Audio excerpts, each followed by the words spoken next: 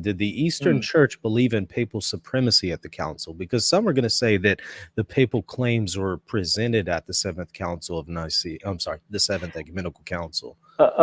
No one disputed that the Pope is the first in honor of all the bishops. But what was not accepted in Constantinople was that he had any authority over them. He could not dictate to them, but first in honor, absolutely. That was absolutely not disputed.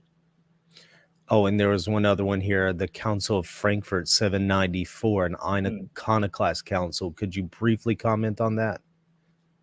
Now, I say that the defense in the East of venerating images could point to the fact that the fathers, the great fathers of the 4th, 5th centuries had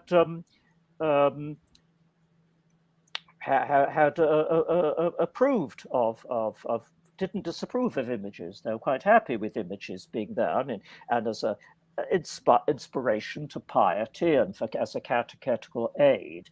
And therefore, it was quite easy to argue in the East that iconoclasts were simply not being true to the fathers.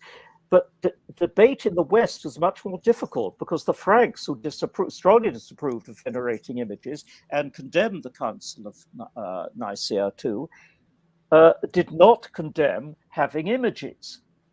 So the Pope Hadrian, in trying to defend the iconophile cause in the West, got into difficulties because, as I said, you see, the fathers of the 4th century express notice of disapproval of images, but they don't talk about venerating them. And and Pope Hadrian, he didn't really win the debate against the Franks.